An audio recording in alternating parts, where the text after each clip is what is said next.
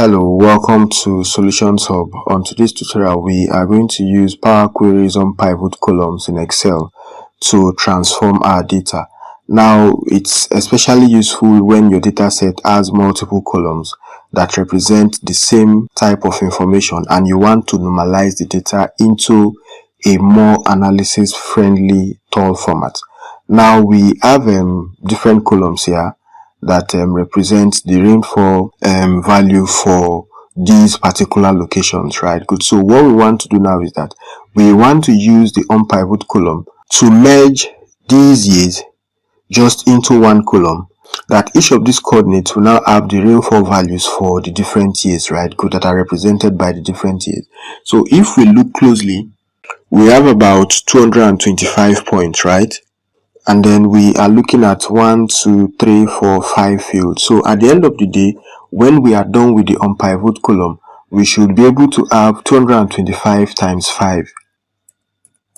That's about 1125 rows, right? Good. So we are supposed to have 1125 rows. That will help us to check that each of these coordinates now have the rainfall values for the different years. So the first thing we are going to do is that we are going to convert our data to tables. So we do Control A and then we have Control T, right? Good. So we are trying to create a table and then that's the range of what the data that we have. And then we need to ensure that my table has a header or has headers is checked, right? Good. So we click on OK. Now, instead of having it as table 1, we can decide to call it rainfall, because it's actually some rainfall data, right? Good, over the different years. Now that we have designed our table, okay, we can decide to change this to, okay, so it's better that way. Now let's come to data. From data, under the get and transform data, we can select from table/range. So it creates a new query linked to the selected Excel table, right? Good. So we have the Power Query editor up, and then remember what we told you, we want to merge these our year column to just a single column that represents what the different years, right? Good. So we have highlighted the 5. Having highlighted the 5 columns, we just right click on the header and then we now select unpivot only selected columns, right? Good. So we want to unpivot only these selected columns. So if we click on that, we have what? 2 new columns, one representing the year and then the other representing the rainfall values, right? Good. So we can just double click and then we have this as year and then we have this as the, okay, we can still have this as the value. Let's just call it the rainfall value and then let's have the unit in what? In meters, right? Good. So that's the rainfall value in meters. So we have merged from our note here. We now have what? A tall format, right? Good. It's now longer. So having fixed this, we come back to close and load, right? Good. So this is our new Excel table.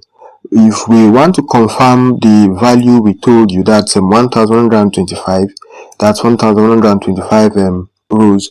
Let's now get, you now see we have 1126 minus 1 because the header is there, right? Good. So this shows that each of these coordinate points now have the different years alongside the rainfall values that are represented by those different years. So with this now, one can easily carry out any data analysis with the data that was wide like this to a data that is now tall. If you also want to maybe modify or maybe add something to this particular Power Query, you come back to your original data. You decided to include some values. These are just some random values. They don't actually mean a thing to what we are trying to do, but the point is that you can actually update. So when you come back to the Power Query, you right click on the queries and connect and then you refresh. When you refresh, what you have added here, the new update, will be reflected on this table. You now see those random scramblings that we had on this other side has been affected on this table. So if maybe you have some new coordinates and then different years and then different rainfall values, you could have just updated them here, and then you right click and then you refresh, and then it will be updated. So that's how you use Excel's Power Query to unpivot some selected columns. So before you leave, ensure you subscribe to the channel and then you turn on the notification for more tutorials like this. See you on the next tutorial and have a very good time. Bye.